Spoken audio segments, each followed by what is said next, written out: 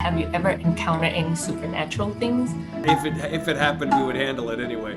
And I would be right by his side. I would not stop you off. I would be there in support.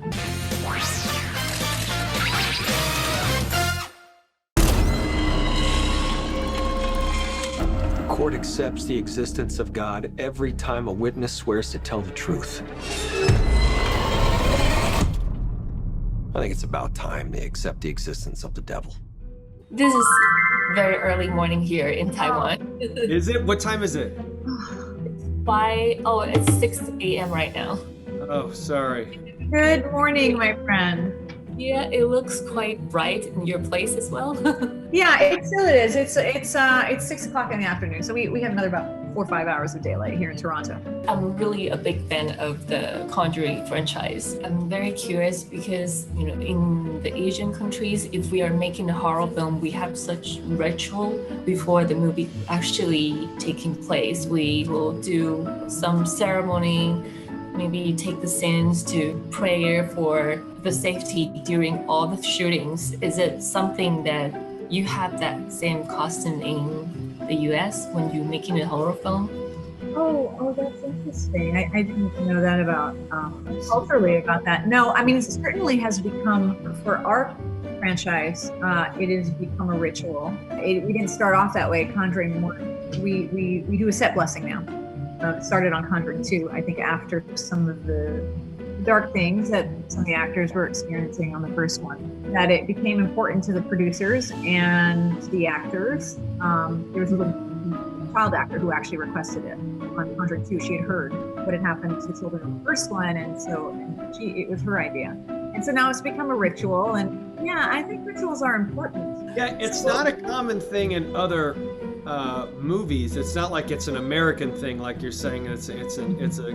It's an Asian ritual. We don't really have an American ritual. It's more of a Conjuring ritual. So I haven't done it on other horror movies, but maybe we should. I'm only interested in reality. But I can see things that your people can't.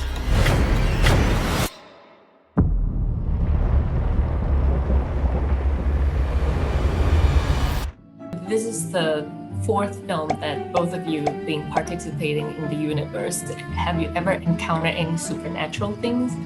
Not in several years. Yeah, not in several years. We both feel like if it happened, we would handle it anyway. And I'm not saying I can, but I just feel that I'm either really arrogant or really ignorant in believing that if something supernatural did happen, I would be able to handle it. And I would be right by his side. I would not stop you off. I would be there in support. Especially when you actually met the Warren couples and you've been to their museum, did you really touch anything and feel weird about it?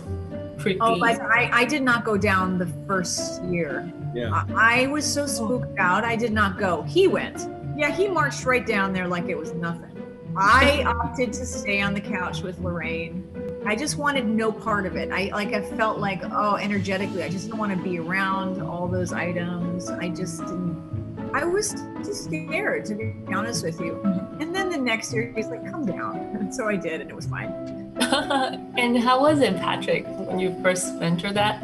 Look, I say this saying I didn't touch anything, because really, why? Like, why mess around with it? When you're in there for real, right? When you're down there, and regardless of what your opinion is on religion, supernatural events, it's hard to argue that some of these things were used, even if it was as a joke, they were used in some really dark rituals. It's just there's a lot of negativity around it. So there's a lot of really just kind of creepy stuff. It's not quite as staged as the Warren's artifact room, where it's on specific shelves so the camera can see it, and it's much bigger. I mean, it's a little like sitting in someone's garage of like, oh God, like it's all out, and you're just like, maybe I just shouldn't touch anything. It's a lot of stuff.